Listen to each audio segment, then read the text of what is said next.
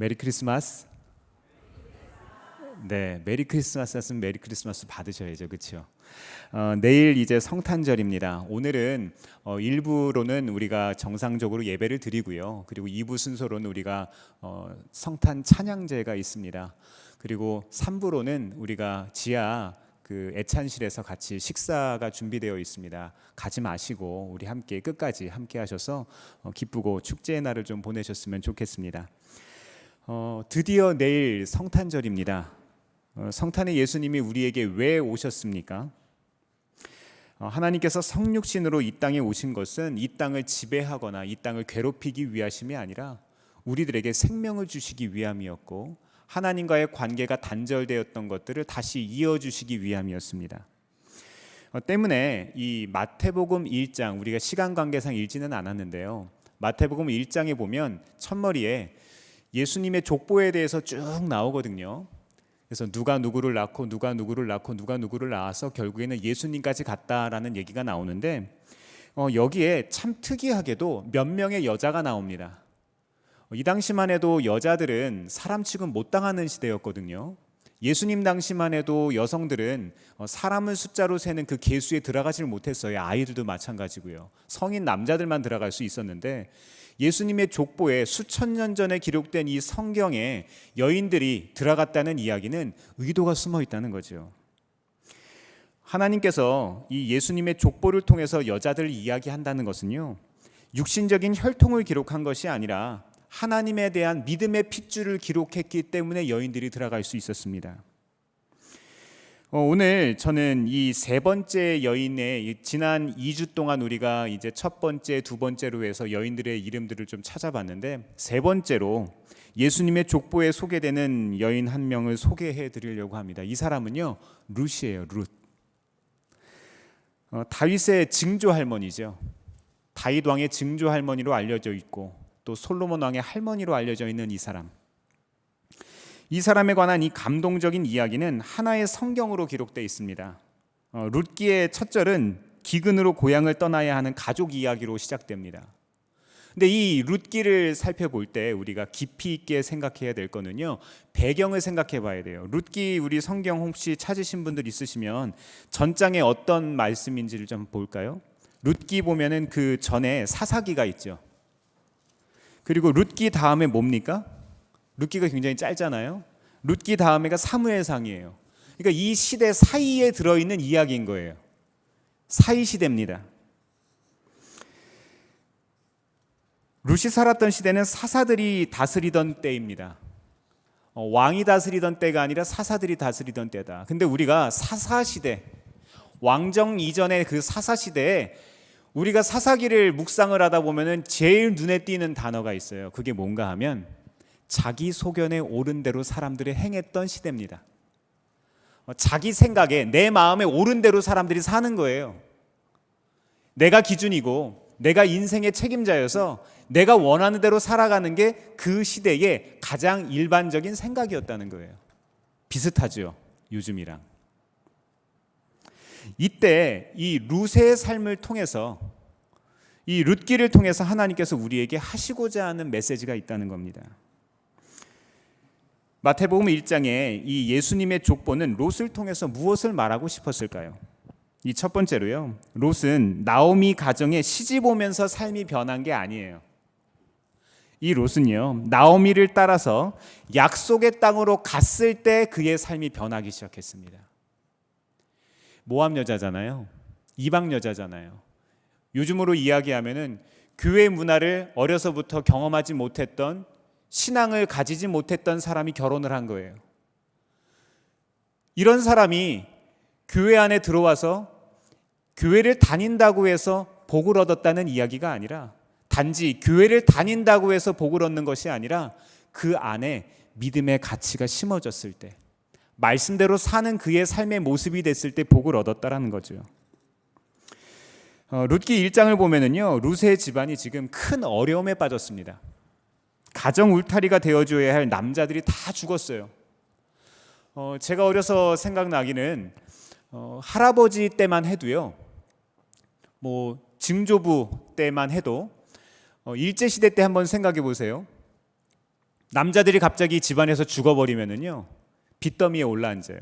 갑자기 없던 사람들이 나와서 빚 내놓으라고 이야기하는 거예요. 그렇죠? 돈 내놓으라고. 이 어른이 어디서 어떻게 돈을 썼는지, 경제활동을 어떻게 했는지 아내하고 전혀 공유하지를 않습니다. 옛날 분들 다 그랬잖아요. 그리고 제가 말라위에 우리 교회 단기 선교를 갔을 때 일입니다. 아프리카에 갔더니 나무 밑에 남자들이 3, 4, 5 모여 있는 겁니다. 낮인데 일을 안 해요. 여자들만 밭에 나가서 일을 해요. 근데 이 여자들이 이야기하는 것은 한마디도 다 입을 모아서 이야기하기는 그런 남자라도 있기만 하면 다행이래요. 왜냐하면 남자라는 존재가 그들에게 사회적인 방패막이가 되어준대요. 참 이해할 수는 없지만 우리가 그런 상황들을 보면서 남성의 존재가 이 과거부터 굉장히 중요했구나, 그런 의미에서 중요했구나 생각을 해보게 되었습니다. 근데 아버지도 죽고 큰아들도 죽고 작은 아들도 죽고 집안의 남자들이 다 죽었어요. 아무런 방패막이도 없고 경제활동을 할 수 있는 사람이 없습니다. 이런 상황에서 여자 셋이 할 수 있는 일은 너무나도 제한적이었을 겁니다. 상황이 이쯤 되니까 시어머니 나오미가 며느리들에게 이제 고향 어머니에게 돌아가라, 너희 어머니들에게 돌아가라, 친정 가라, 이런 이야기를 합니다. 그때 룻이 이런 대답을 합니다. 룻기 1장 16절 같이 한번 좀 읽어보겠습니다. 시작. 그러자 룻이 대답하였다. 나더러 어머님 곁을 떠나라거나 어머님을 뒤따르지 말고 돌아가라고는 강요하지 마십시오. 어머님이 가시는 곳에 나도 가고 어머님이 머무르시는 곳에 나도 머무르겠습니다. 어머님의 결례가 내 결례이고 어머님의 하나님이 내 하나님입니다. 아멘. 이런 며느리 만나시길 바랍니다. 근데 이런 며느리 만나려면은요, 이런 어머니가 돼야죠. 이런 룻의 신앙 고백은 가히 충격적입니다. 기력도 희망도 잃어버린 늙은 시어머니, 이 남편과 두 아들을 객지에 묻어두고 비참한 신세가 된 이 시어머니, 고향으로 돌아가도 살 수 있을지, 어떻게 살아야 할지 막막한 이 시어머니, 이런 나오미에게 무슨 기대를 걸 수 있겠습니까? 전혀 없었습니다. 오히려 룻 자신이 부담스러웠어요. 내가 일해야 되는 거예요. 이제 시어머니를 먹여 살리기 위해서 며느리가 일해야 될 처지입니다. 모든 상황을 이제 내가 살펴야 하는 거예요. 인생에 아무런 보호자가 없는 삶, 우리들과 비슷하죠. 우리들의 삶을 보면 어떻습니까? 자식을 키우지만 장님이 장님 데리고 가는 것 같잖아요. 사업을 하지만 어떻게 해야 할지 막연하잖아요. 인생에 아무런 보호자가 없는 것 같은 이런 사사시대와 같은 현대사회, 어떻게 생각하십니까? 하지만 룻에게는요, 하나님에 대한 믿음이 자라고 있었어요.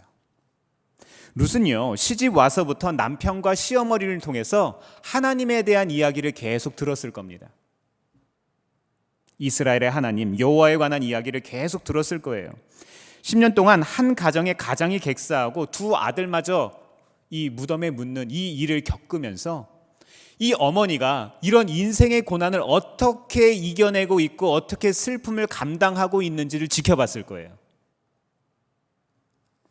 이때 모든 상황이 주님께서 치신 것이다, 나오미가 이렇게 이야기를 합니다. 자식들 앞에서 인정하고 사과하고 후회하는 거 쉽지 않습니다. 자존심이 허락하지 않아요. 그렇죠? 그런데 자식들한테 사과하는 부모님, 우리는 어떻게 생각하죠? 권위가 떨어질 수 있다 생각하는데 그게 아니에요. 자녀들에게 한번 물어보세요. 아니, 입장을 바꿔놓고 우리가 자녀 되었을 때를 한번 생각해 보세요. 나에게 진심으로 사과하는 그 부모님, 그 엄마 아빠의 이야기를 들었을 때 자식들이 어떻게 합니까? 오히려 더 따르게 되겠죠. 오히려 감동하지 않겠습니까? 시어머니의 다음 행동을 이 룻이 보게 됩니다. 원망하고 불평하는 것이 아니라 돌이키고 바로잡는 겁니다. 아버지의 땅, 하나님께서 예비하신 그 땅을 떠나서 이방 땅으로 어떤 이유인지 내려갔던 이 가정이 거기서 인생의 슬픔과 어려움을 경험했을 때 돌이키는 것, 이것이 은혜입니다. 인생에 누구나 실수를 하죠. 룻이 나오미를 쫓은 그 다음 이유는요, 1차적으로 시어머니에 대한 사랑이었지만 근본적으로는 하나님에 대한 믿음 때문이었습니다. 하나님에 대한 룻의 믿음은요, 물질적인 축복이 주어진 상황 가운데 생긴 게 아니에요. 그렇다고 가정이 온전해서 지금 예수님 똑바로 믿는 게 아니잖아요. 그렇다고 교회 다니는 거 아니잖아요. 우리는 다양한 이유로 교회에 나옵니다. 뭐 때문에 교회 나오셨습니까? 어떤 사람들은요, 사업 잘하기 위해서 교회에 나오시는 분들도 계세요. 그리고 어떤 분들은 건강을 얻기 위해서 나오시기도 하고, 어떤 분들은 자녀들을 위해서 기도하고자 나오시는 분들도 계시고요. 네, 그런 이유들 다 합당하고 그런 이유 하나님께서 다 들으세요. 그러나 분명히 중요한 것은 그것보다 더 중요한 것이 있다는 거예요. 룻이 처한 상황은요, 하나님에 대한 믿음보다 불평과 저주를 쏟아놓기 쉬운 상황입니다. 제가 엊그저께 교통사고로 당했거든요. 가만히 있는데 누가 와서 뒤에서 박았어요. 온 가족이 타고 있는데. 충격적이잖아요. 그렇게 어떻게 이렇게 멀쩡하냐고요? 멀쩡합니다. 감사하게도요. 이게 하나님 은혜 아닙니까? 근데 제가 자주 다니는 한의원에 갔더니 한의원 원장님이 그러시는 거예요. 교회 다니는데 왜 다쳤어요? 교회 다니는데 왜 사고 났냐는 거예요. 기억나시죠? 지난 봄에도 저 사고 난 거. 교회 차량 운행하는데 누가 와서 뒤에서 갖다 박은 거 기억나시죠? 그 원장님이 그걸 기억하고 이야기하는 거예요. 교회 다니는데 왜 자꾸 사고 나냐는 거예요. 목사도 다칩니다. 교인도 어려움을 당합니다. 우리는 이 세상에 살고 있기 때문에 그런 일이 그냥 일어나는 거예요. 그러나 그것을 어떻게 슬기롭게 이겨내느냐, 어떻게 우리가 프로세스하느냐, 이거에 따라서 성숙한 그리스도인이 되어가는 겁니다. 우린 이게 다른 거예요. 유대 사회 속에서 이 과부와 고아와 나그네에 대해서 이야기가 자꾸 나오는데요, 성경에서. 이 과부와 고아와 나그네는 사회적인 약자였습니다. 어떤 사람들에게도 환영받지를 못하고 소속되지 못하는 그런 사회 주변부에 있는 사람들을 뜻합니다. 수천 년 전에 기록된 성경인데 하나님께서는 이 고아와 과부와 나그네를 이 율법을 통해서 도우라고 이야기를 하고 이들에게 환대하고 선대하라고 이야기를 합니다. 참 놀랍지 않습니까? 우리가 그 함무라비 법전이라는 역사를 공부하다 보면 그런 함무라비 법전 나오잖아요. 그렇죠? 뭐 쐐기 문자 같은 것도 이야기를 하고, 그죠? 그 함무라비 법전에서 무엇을 이야기합니까? 눈에는 눈, 이에는 이 얘기하잖아요. 그렇죠? 눈에는 눈, 이에는 이라는 거는요, 복수하라는 이야기가 아니에요. 우리가 어떤 사람에게 10만큼의 피해를 끼쳤을 때 그 사람이 나에게 10만큼만 되돌려 줄 수 있다는 것을 이야기하는 거예요. 100만큼 되돌려 주지 말라는 이야기인 거예요. 어떻게 보면 이것은 피해자와 가해자 모두를 공평하게 동등하게 바라보는 시선이 존재하기 때문에 그 법전이 굉장히 유명한 거거든요. 근데 성경은 그것을 뛰어넘습니다. 성경의 가치는요, 오히려 사회적인 약자들을 돌보라고 이야기를 합니다. 세상 어디에도 그런 책이 없어요. 수천 년 전에 기록된 성경인데 정말 놀랍습니다. 신명기 24장 말씀을 보면은요, 추수하고 남은 것들을 다 걷어가지 말래요. 추수하고 남은 것들을, 떨어진 것들을 남겨놓으라는 거예요. 밑동을 남겨놓으라는 거예요. 그래야 가난한 사람들이 거기에서 먹을 것을 얻을 수 있다는 거죠. 만약 인심 고약한 농부들이 그것마저 다 쓸어가 버리면은요, 이 사람들은 굶어 죽어버릴 겁니다. 근데 룻이 이제 거기에 남아있는 곡식들을 거두기 시작합니다. 얼마나 어려웠겠습니까?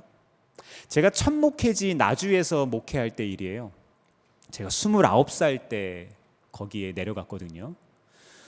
전남 나주에 아무 연고도 없는 곳에 첫 목회지에 내려가서 담임 전도사 생활을 시작을 했습니다.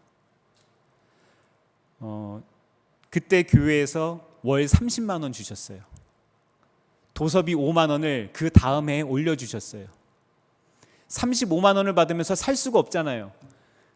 도시교회들이 몇 군데에서 도와주셨어요.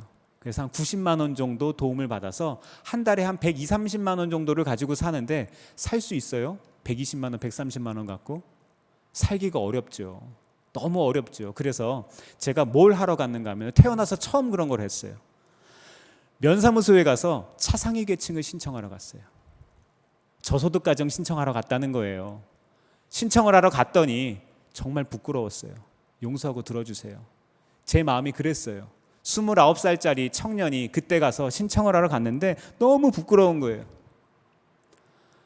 근데 가장이잖아요. 담임 목사죠. 담임 전도사잖아요. 그렇죠? 내가 책임지고 살아야 되니까 어쩔 수 없이 신청했습니다. 신청하는데 그분들이 이렇게 이야기하는 거예요. 거기 이제 뭐 학력 같은 것도 쓰고 자기 이제 그 신상에 대해서 이렇게 쓰는데 대학원 졸업했다고 쓰니까 이렇게 보는 거예요. 아니 대학원 졸업한 사람이 여기까지 왜 내려와서 이 짓을 하나? 이렇게 이야기하는 거예요. 그리고 그 심사 과정에서도 이런 과정을 거쳐서 할 거라고 이야기를 하는데 어떤 이야기를 하는가 하면은요, 마치 자기가 무슨 권력자인 마냥 자기가 어떤 힘을 가지고 있는 사람이어서 내가 당신을 붙일 수도 있고 떨어뜨릴 수도 있다는 그런 이야기를 비슷하게 합니다. 너무 속상한 거예요. 29살이었는데. 사람이요, 곳간에서 인심난다고 하죠. 여유롭고 평안할 때는요, 조금 어려운 일을 만나도 그냥 지나가요. 크게 어려움이 없습니다. 근데 내가 힘들고 어려울 때, 경제적으로 힘들고 어려울 때, 내 건강이 안 좋을 때, 내 자녀들이 잘 안 될 때, 이럴 때 우리가 어려운 일을 또 만나잖아요. 거기에서 하나님에 대한 올바른 마음을 갖기란 참 어렵습니다. 근데 룻은 하나님에 대한 믿음이 자라고 있었어요. 게다가 유대인들은요, 아브라함의 혈통이라는 선민 사상이 있어서 이방인들을 개돼지 취급을 했어요. 그죠? 불행하게도 이 아브라함의 조카 롯의 두 딸이 아버지에게 술을 잔뜩 먹여서 아버지와 동침을 하고 거기에서 난 아들들이 모압과 암몬 아닙니까? 그러니까 여기에 나오는 이 룻이라고 하는 여인은요, 정말로 이스라엘 사람들이 상종하지 못하는 그런 사람이었다는 거예요. 룻이 그 사건을, 그 일을 너무나도 잘 알고 있었어요. 내가 어떤 사람인지, 또 내가 만약 이스라엘 땅에 간다면 내가 어떤 삶을 살 건지 잘 알았습니다. 그럼에도 시어머니를 어떻게 했어요? 따라갑니다. 시어머니를 따라온 것은 출신 성분과 과거가 아무리 비참했더라도 하나님께 붙어 있어야 산다는 그 믿음이 있었기 때문입니다. 하나님만이 유일한 하나님이시고 인생의 해결자이심을 믿었습니다. 룻은요, 이런 영적 소망을 목적으로 찾아온 겁니다. 그렇기 때문에 유대인으로부터 엄청난 멸시와 천대를 받더라도 감당할 각오가 되어 있었습니다. 룻은 그 시어머니를 위해서 광주리를 듭니다. 자기를 차별하는 유대인들의 틈 속에서 늦게까지 일을 합니다. 어두워서 이삭을 주울 수 없을 때까지 주워가지고 집에 가지고 와서 시어머니와 함께 그것을 먹겠죠. 또 집에 와서는 시어머니를 최선을 다해서 봉양합니다. 이런 룻의 행동은요, 나오미만을 위한 행동이 아니었기 때문에 이 소문은 그 성 주변에 점점 널리 퍼지게 됩니다. 사랑하는 성도 여러분, 우리들에게도요, 이런 하나님에 대한 믿음이 있기를 바랍니다. 어떤 형편과 어려움에 처했더라도 두려워하지 마세요. 제가 지나보니까요, 제 29살 시절이 저에게 복이 되더라고요. 그래서 저는 그와 같은 상황을 가지신 분들을 훨씬 더 깊이 이해할 수 있는 마음이 생겼습니다.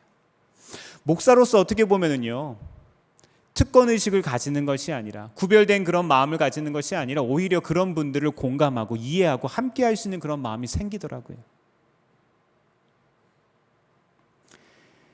상황을 두려워하지 말고 우리는요, 무엇을 두려워해야 합니까? 하나님과 관계가 끊어진 것을 두려워해야 합니다. 하나님이 함께 하시면 됩니다. 하나님이 함께 하시면 우리의 삶에 기회가 있어요. 우리의 삶의 문제는 더 이상 문제가 아닙니다. 기억하시기를 바랍니다. 하나님과의 관계가 회복되면은요, 우리의 삶도 회복됩니다. 이것이 가장 중요한 키포인트인 거예요. 룻의 행동은요, 사람들로부터 이제 칭찬을 받기 시작합니다.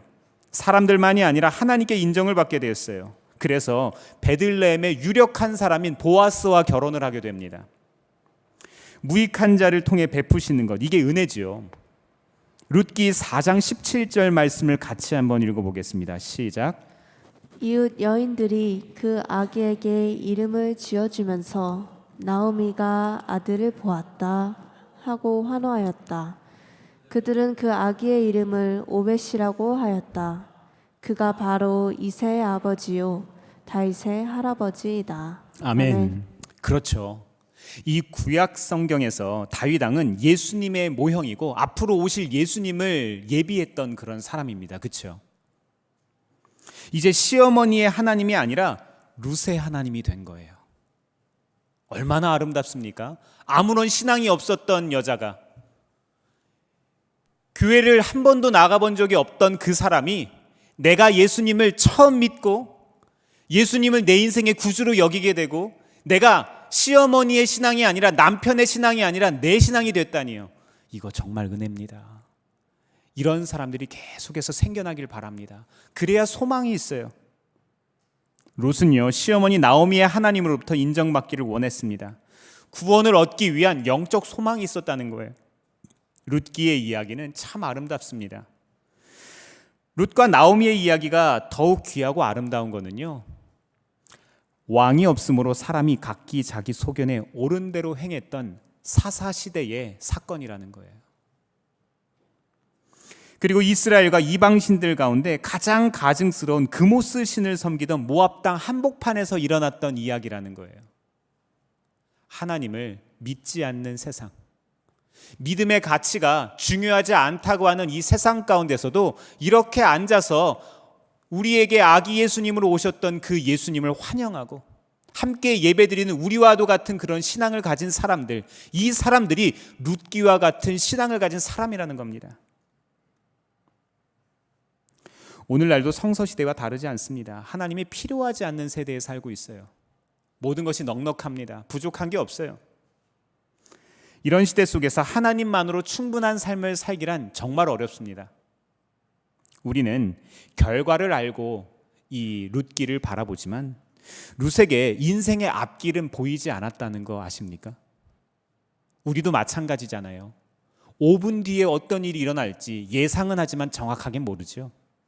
이런 벼랑 끝에서 하나님에 대한 믿음을 고백하는 것은 놀라운 일입니다.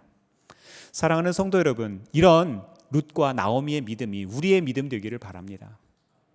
시대가 어두울수록, 상황이 어려울수록 하나님을 향한 그 올바른 기준을 가지시기를 바랍니다.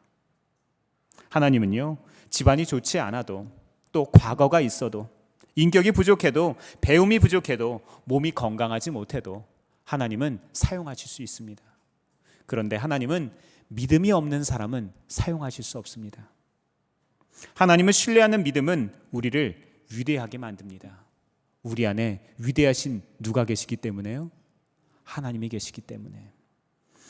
룻은 비록 이방 여인이었지만 은혜를 입었습니다. 한 여인의 믿음의 결단으로 한 가정이 살아나고 하나님의 구원의 역사가 이루어졌습니다. 그리고 보잘것없는 한 가정으로부터 위대한 가문이 태어난 거예요. 오늘 이 시간 말씀을 듣고 무엇을 결단하시겠습니까? 말씀대로 살아가시기를 바랍니다. 2023년도 믿음으로 잘 살아오셨던 것처럼 2024년도도 우리의 가정에, 우리의 교회에, 우리의 나라와 민족 가운데 하나의 미랄이 되시기를 바랍니다. 눈에 보이지는 않을 수 있어요. 귀에 들리지는 않을 수 있어요. 그런데 욥기에서 그런 이야기를 하잖아요. 내가 이전에는 귀로만 들었더니 이제는 눈으로 봅니다. 하나님께서 우리에게 눈으로 볼 수 있는 믿음의 간증거리들을 반드시 주실 겁니다. 우리가 그때까지 믿음을 지키고 마음을 지키고 함께 기도하시기를 주의 이름으로 축원합니다. 기도하겠습니다. 사랑하는 주님, 성탄에 예수님이 오실 때까지